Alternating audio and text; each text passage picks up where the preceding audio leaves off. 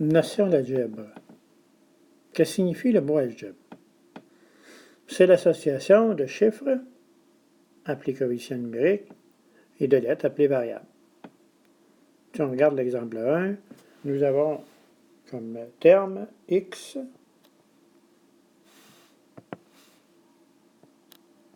xy, 2a, 2 tiers b et 4abc. Ces termes-là sont aussi appelés monômes. Et chacun des termes qu'on vient de citer sont différents.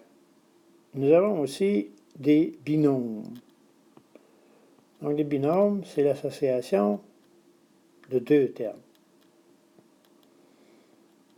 Exemple, si j'associais le x avec le 2a, j'aurais deux termes qui sont séparés par un signe positif. On pourrait aussi avoir x moins 2a et ça nous donnerait un binôme de la même façon. Un trinôme, c'est l'association de trois termes. Le mot dit tri, 3. Donc on pourrait associer le x de mon exemple 1 avec le xy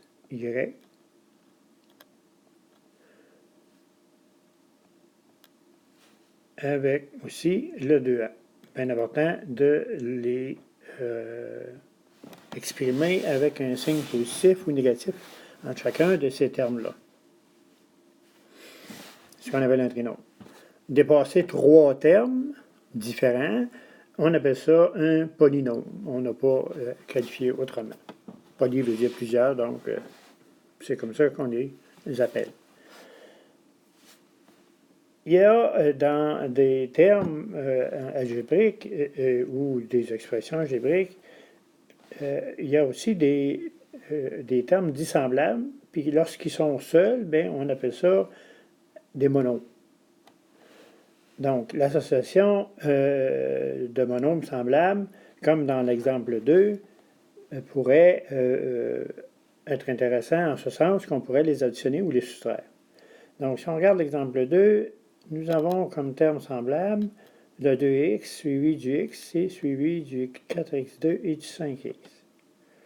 Nous avons aussi, si on continue, le 2x2, le 1/2x2 et le 3x2.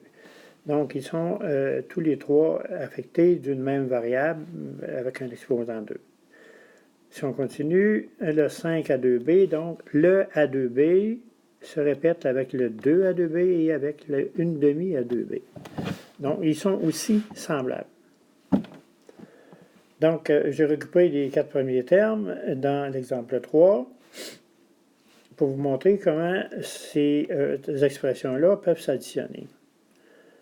Le 2x additionné au chiffre ou aux chiffres du x, qui se trouve être le 1, nous donnerait 3x, plus le 4x qui fait 7x, moins 5x, qui nous donnerait comme résultat final 2x.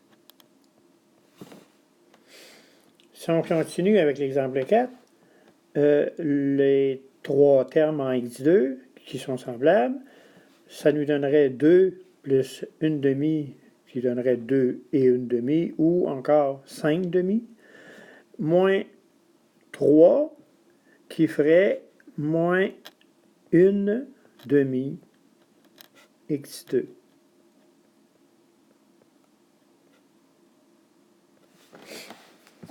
On pourrait continuer aussi avec l'exemple 5. En additionnant nos trois derniers termes de l'exemple 2. C'est-à-dire que le 5a2b moins par exemple 2a2b plus 1/2 à 2b nous donnerait comme résultat 5 moins 2, 3, et 3 plus 1/2, elle nous donnerait 3 et 1/2, ou encore 7 demi.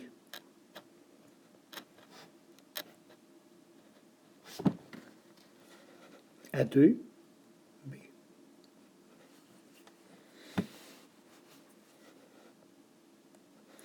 Excusez pour le 2, je reprends.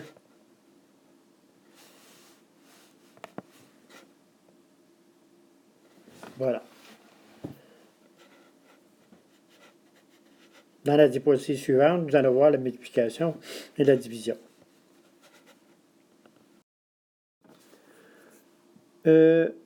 Voici comment on multiplie et on divise des expressions algébriques.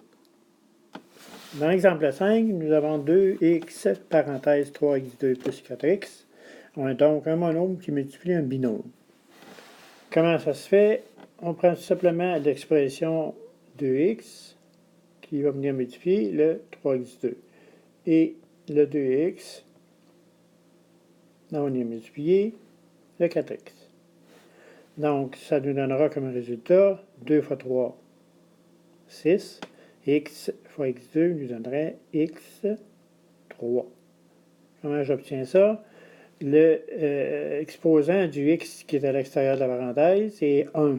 Et l'exposant, évidemment, du premier terme x2 est 2, évidemment, on le voit. Donc, 2 plus 1 nous fait 3. Donc, dans la multiplication, les exposants de nos variables s'additionnent. Si on continue, le 2x qui va multiplier le 4x va nous donner 2 fois 4, 8. Et le x multiplié x va nous donner x2. Et voilà notre multiplication de monôme par binôme. Si on passe à l'exemple 6, nous avons un monôme qui multiplie un trinôme. Et la même opération va se répéter 3 fois, c'est-à-dire le x2 qui va venir multiplier le xy, le x2 qui va venir multiplier le moins de demi-x, et le x2 qui va venir multiplier le y2. Ce qui nous donnera comme résultat 2xy fois y fois x2, ça nous donnera 2x3y. Ensuite, x2 qui multiplierait une demi-x nous donnerait moins une demi x3.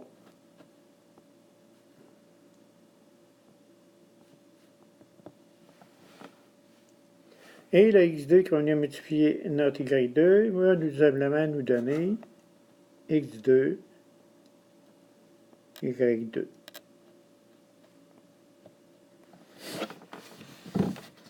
Pas trop compliqué, n'est-ce pas? Si on continue, le dernier exemple, ou l'exemple 7, nous avons la multiplication de deux binômes. Donc, comment se fait la multiplication de deux binômes? C'est que le premier terme de la première parenthèse va venir multiplier le premier terme de la deuxième parenthèse, et le premier terme va venir multiplier le dernier terme de la deuxième parenthèse. Et si on continue dans le même raisonnement, le 2 de la première parenthèse, c'est-à-dire le deuxième terme, la première parenthèse va venir multiplier le premier terme de la deuxième parenthèse, et la même chose pour le 2 qui va venir multiplier le 3 de la deuxième parenthèse. Ce qui nous donnera x fois x, x2, plus 3 fois x, 3x.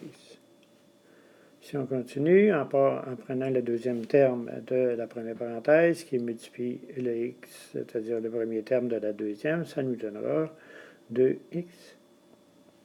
Et 2 fois 3 qui nous donnera, pour finir, 6.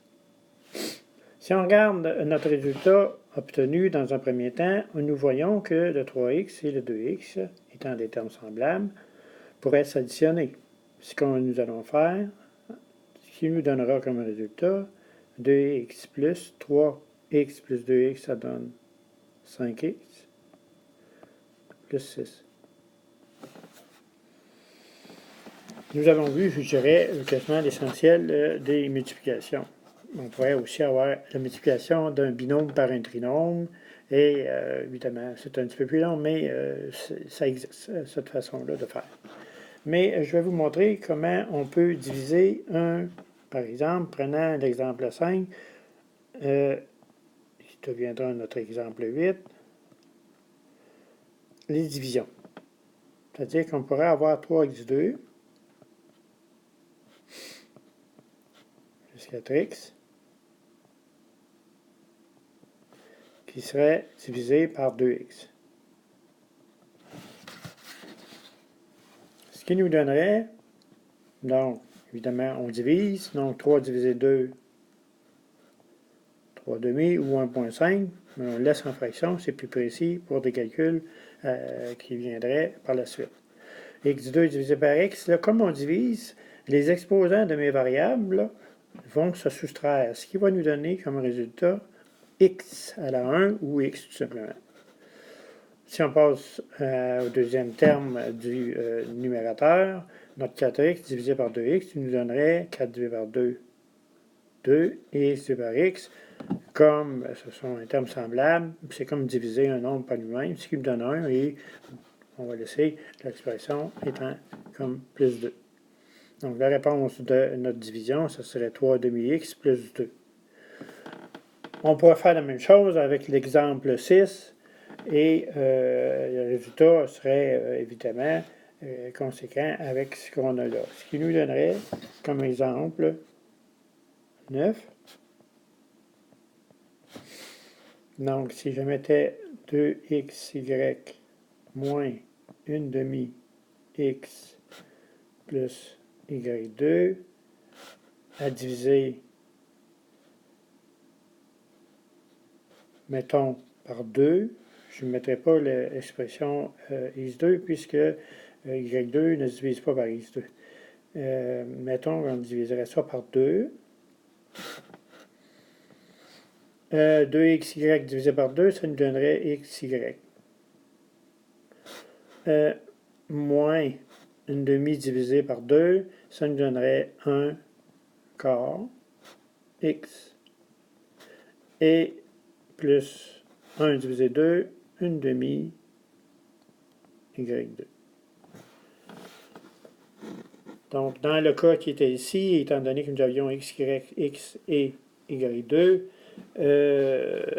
divisé par une autre variable, c'est que ça aurait resté x2 divisé par x2, par exemple, ça aurait donné x2 divisé par x2. On ne peut pas simplifier ces deux expressions-là, étant donné que les termes sont différents. Donc là, j'ai divisé par un nombre commun qui était 2, et ça, c'est possible. Voilà.